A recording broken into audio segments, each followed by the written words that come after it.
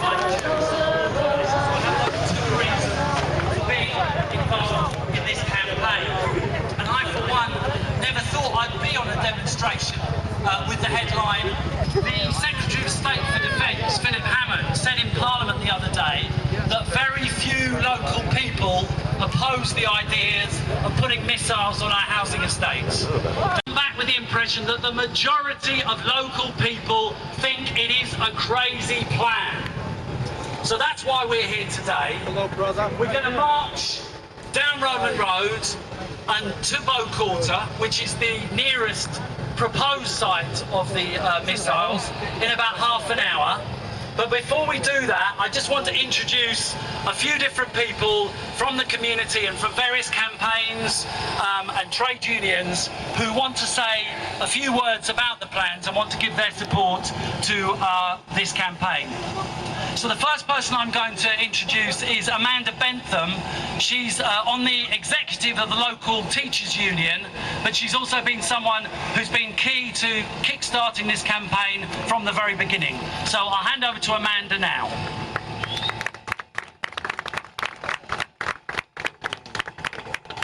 Hi, my name's Amanda Bentham. I am a local teacher and an NUT member. I'm a member of the committee of the East London Teachers Association, and I'm proud to say that my union voted its support last month for this campaign, and we will do everything that we can to stop these missiles from being sited in our community. I think Tower Hamlets has a fantastic history of trade unionism and a fantastic history of fighting injustice and of anti-war sentiment. I'm pleased to say that I was one of the teachers in March 2003 who walked out of school on the day that this country and America started to bomb Iraq. We didn't just walk out on our own, our pupils followed us, they marched through the borough, lecturers from Tower Hamlets College joined us and students too, and we walked through central London to make our feelings known. Teachers in Tower Hamlets don't generally oppose the Olympics. We see it as an opportunity, obviously, to promote sport and healthy competition.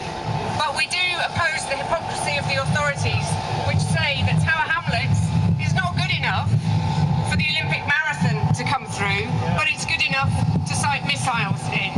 We don't want those missiles dumped on us or any other part of London. We oppose the authorities that say that it's okay to close Mile End Stadium up there, where lots of local schools normally would have their sports days, make that stadium completely off limits to local children and local young people, so that it can be used by the American track and field teams, and they can site snipers on the roof of that stadium so that those people are protected. We think it's wrong as well to make £70 million worth of cuts in this borough, where we have one of the highest rates of child poverty, where we have some of the lowest incomes, where we have some of the highest unemployment rates, and where we have an extremely high population density. £70 million worth of cuts, and yet on the opening day of the Olympics, £27 million is going to be spent on an opening ceremony. We think that's wrong. What sort of legacy is this going to leave in Tower Hamlets when young people's lives are placed at risk by siting missiles on the roofs to protect the corporate sponsors of the Olympics?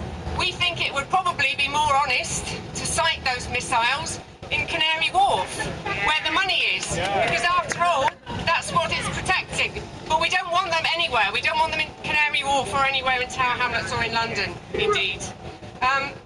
The Ministry of Defence has said that it's conducted a broad range of community engagements in areas where the missiles are being sited, and we know this isn't true because they didn't have the guts to turn up to our public meeting a month ago. I just want to leave you with a message that the National Union of Teachers will not stand by and watch the MOD marching in here with missiles. We will do everything we can to stop that from happening. Thank you. we do actually have, I'm glad to say, the solicitor who is heading up the court case on behalf of the Leytonstone campaigners, but this is a court case that is being taken up on behalf of all of us. So give a round of applause to Martin Howe. Thanks very much. Yes, the case has been brought on behalf of the residents of Fredwig Tower, but clearly the issues apply to everyone here and everyone who's under threat from being blown up by missiles above their heads. Someone knocks on your front door and says, I'm coming in and I'm going to put missiles on top of your building. Have you got anything to say about it? I think you would. But the truth is that the people of Fredwig Tower are not part of the Shipping Norton breakfast and supper club. They're the ones that have got no say in this. There's no sort of fancy riding out and talking to ministers or prime ministers about what should be happening in their own homes. These are the people whose voices have not been heard, yet these are the very people, the men and women and loads of children who have got to go about their daily business with explosive missiles above their heads, have got to sleep underneath that. On what basis do ordinary, decent people in the East End of London no longer have a say as to how they go about in their normal daily lives? So this action has been brought in the High Court. It's to be heard in full on Monday, the 9th of July. And I ask you to come down and show your solidarity with your friends and your neighbours from Leytonstone. Please be there. Let the courts know that people are concerned and bothered about this. Apologises for not being able to come. Instead of him, we have George Bennett, who's actually from Camden Unison. He's here to bring support from workers in Camden. So give. Thanks very much indeed, Chris. I also have been asked to extend a message of support from the Member of Parliament, John McDonnell, from West London, who is not able to make it today due to commitments in his own constituency. Others have already pointed out the obscene contradiction between the reality of the age of austerity, which this government under David Cameron and Nick Clegg is inflicting on working class communities up and down the country, at the same time that the money is somehow found to station missiles here in Tower Hamlets and indeed at a number of other sites across the capital. Missiles that actually make the city into a terrorist target. Now, I'm not denying that there is a terrorist threat, but as other speakers have already highlighted, that threat is actually reinforced by the ongoing war in Afghanistan, the ongoing reality of the catastrophe in Iraq, and the threats of intervention in the Middle East and indeed in Somalia. In the meantime, in my borough, we're seeing £83 million in council cuts. More than 900 full-time equivalent jobs are going across the borough. Here in Tower Hamlets, more than 500 jobs will go. Day centres closing, libraries under threat of closure, vital public services are going because of this government's policies, which are offered by and on the behest of those in Canary Wharf and the City of London who have dodged tax, who have fixed interest rates, who have actually been engaged in criminal activities, but not a single one of them has faced a jail sentence. Now, the Olympics are sparking protests like this, and they're also actually fueling anger amongst ordinary workers. So I want here and now to give a big shout to the bus workers in London who took strike action last Friday in pursuit of the so-called Olympic bonus and are committed to striking again on the 5th and the 24th of July.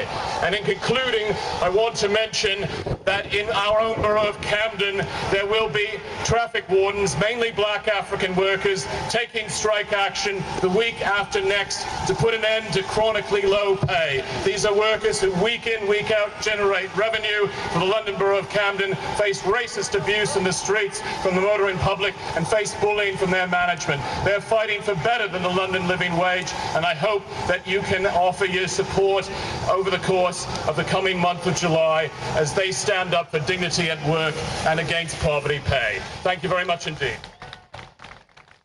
Next, we have the Reverend Alan Green, who's the Dean of the local area of the Church of England, and he's going to say a few words for you as well. Alan. Good afternoon, it's good to see you all here this afternoon.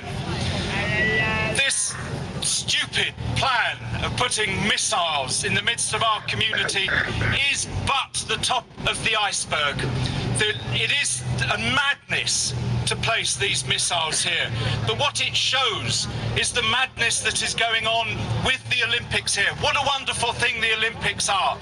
Festival of sport, and yet we see that the big business that's involved in it, that drives it, has such an awful effect on the communities in which the Olympics take place. We've been told by the Mayor of London that our costs will be covered, but it's not at all true. It is not at all true. The costs of these Olympics being here are being borne by local people.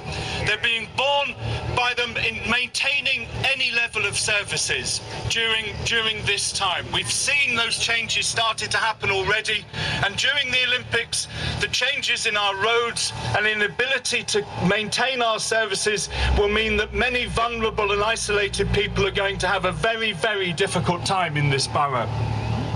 That should not be the case. The infrastructure should not be aimed at putting missiles on roofs, but ensuring that this local community, as well as the other local communities around the Olympic parks, are defended not from missiles and bombs, but defended from the effects of the Olympics themselves, that they can get their meals regularly, that they can maintain their services of getting to local health centres, to getting to day centres, and that we can maintain our life with one another.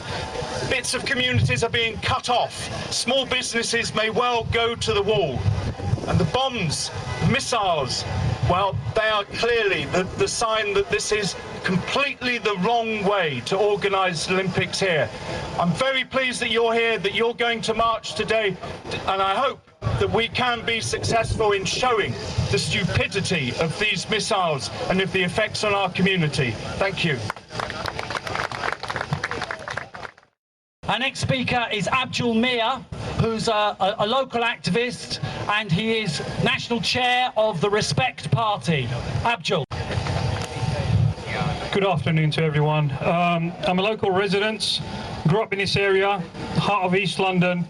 A strong activist within the Bangladeshi community as well. And there's a lot happening today in this borough. If you go across the borough, you see there's a lot of activities, there's a lot of events taking place as well.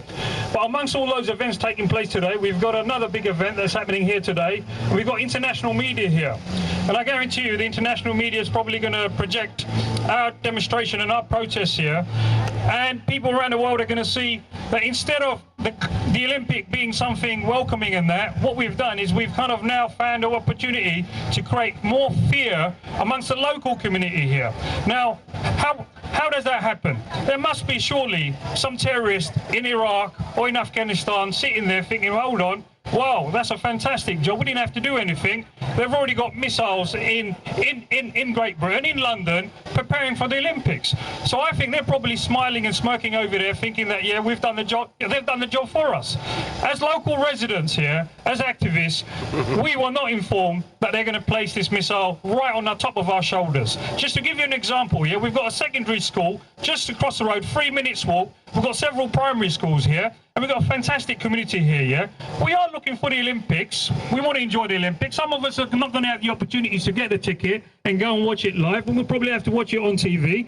But the most important thing that we've been doing is trying to prepare for the Olympic impact that's going to take place in Tower Hamlets. We've got one of the largest youth population in the whole of Europe concentrated in this borough, okay? And I can guarantee you that their flow of their right to be able to walk around on the street is going to be affected as well. There's going to be heavy policing. There's going to be policing to a level where I've been informed that all our local officers are going to be drafted over to the Olympic sites, and all the foreign officers are going to come into Tower Hamlets where they have no community relations, they have not worked with our local youth workers, and we're going to have a lot of problems with that kind of relationship here. And I think the police have got to actually build that, and they did not consult with us when it came to policing in Tower Hamlets. We've got this launch pad here. Today's probably the first meeting of many other protesters.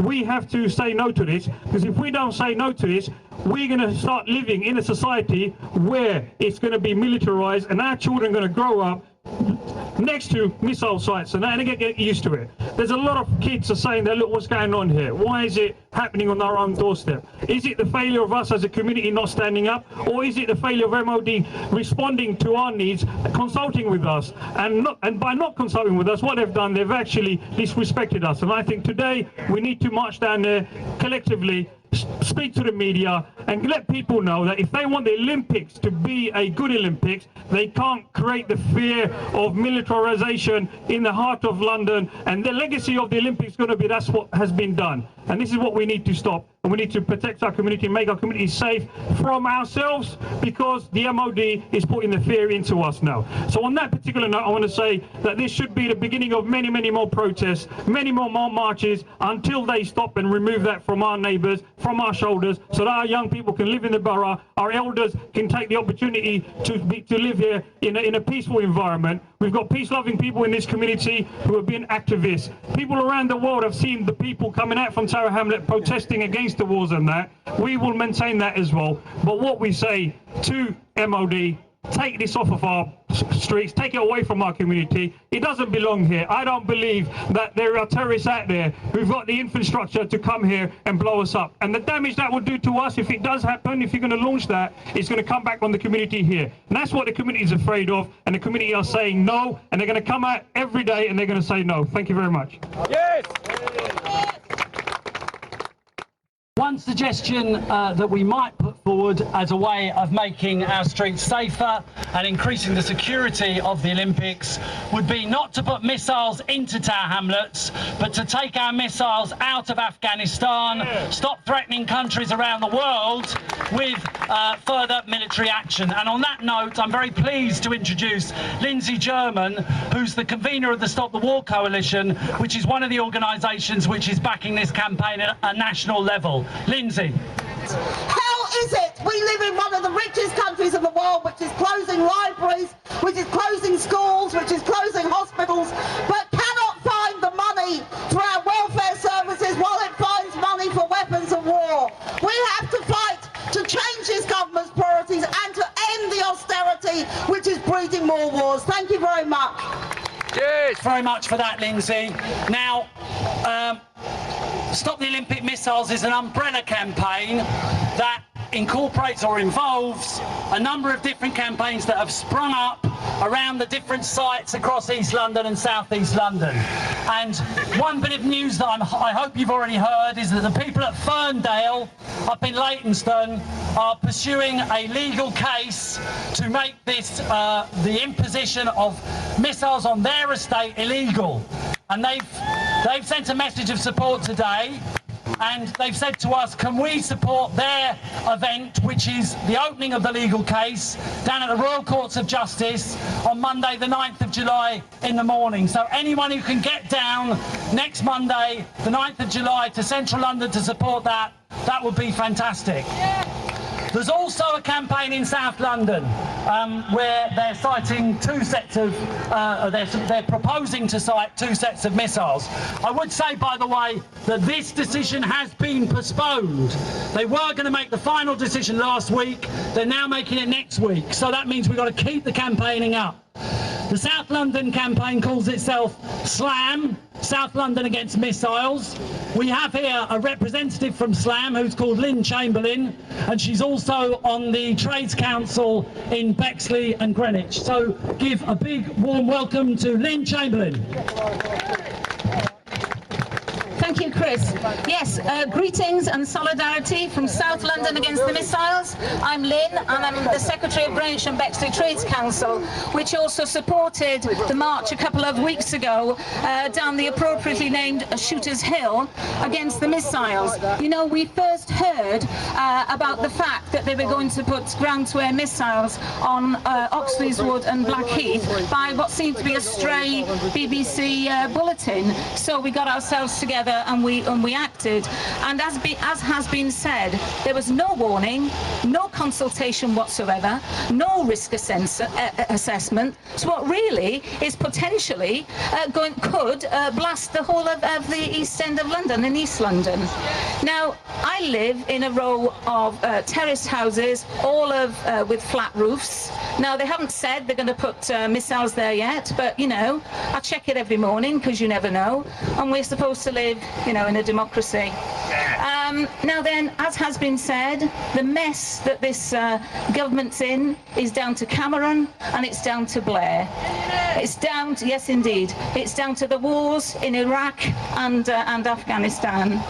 Now, what I want to say, as has been said before, just a few things. We've got to keep fighting. We've got to get the troops home. We've got to get the missiles off our land and the military off our streets. Solidarity, keep fighting. Thank you. Yeah. We'll be marching in a few minutes, so get ready. We've got a couple of small speakers before we set off. One of them is Len Aldis. Can I see Len Aldis? Is he around? I want to start by saying that in a few weeks' time, we will be welcoming to this borough and other boroughs of London 11,000 athletes from over 130 countries. Despite the wars and the build-up to wars that are taking place, we welcome the athletes, and we welcome them also from the other countries that are at the moment at peace. Friends, in the 9th century BC, when wars were raging in Greece, it was decided to hold a truce for a month. And in that month, they held the first of the Olympic Games. That continued for 3 months. But unfortunately, afterwards, like today, the wars continued. In 1992, the Olympic Committee called for a truce during the Olympics. A good idea, but 10 years on, we are today seeing missiles being planted in this and other boroughs. 14,000 military will be used to surround the estates where the games will take place. 12,000 police and 10,000 of a private police force, now known as G4S. Friends, this is absolute disgrace. Should never have taken place. Certainly without the consultation of the tenants on which the buildings of the missile will be placed. I've heard, as you have heard today, that legal action is being taken. And I, like others, call upon you to be outside the law courts, if possible inside, and wherever there is going to be a lawsuit, let them know that we will be supporting them inside, outside, until the missiles are forgotten. I have been... Right, I'll be very brief. My name is Brian Whelan. I'm a journalist who was living in Bow Quarter up until last Saturday, when unfortunately I've had my tenancy terminated for speaking out in the press about this missile plan, so I've had to move home. From the moment that I found out about this plan via a leaflet pushed under the door late at night, I've had questions.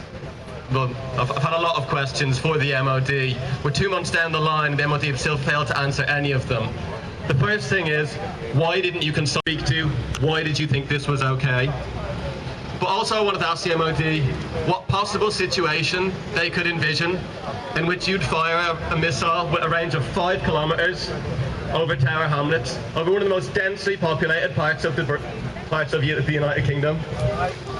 You know, if you shoot a missile over Tower Hamlets, whatever you hit has to come down. Where is that going to come down? What are we? Are we collateral damage? So, 2 months in, the MOD have failed to answer even the most basic questions. They've sent their PR men out to answer questions, but really, I mean, all we've had is the promise that, you know, we'll make you safer, having missiles on your roof, having armed police in the corridor, having 10 soldiers, you know, at the top of the water tower, 24 hours a day, will make you safer. But it doesn't make me feel safer. It makes me feel like that they've made the building I lived in a target. It feels to me that rather than actually secure the Olympics and do their job, they're flexing some muscle. They're using the roof of the building as a shop window to showcase military hardware.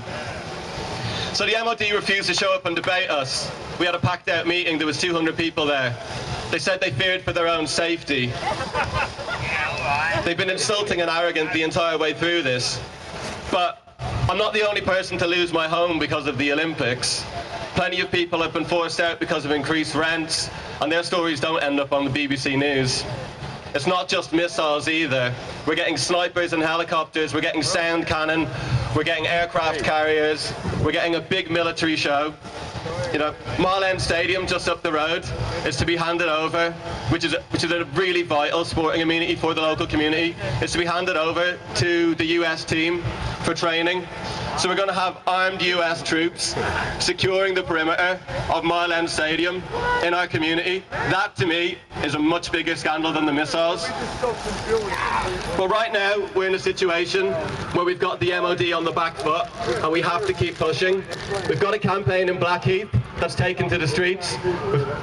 We've got the campaign at the Fredwig Tower that's launched this great legal challenge. Unfortunately, our legal challenge didn't work at Bow Quarter.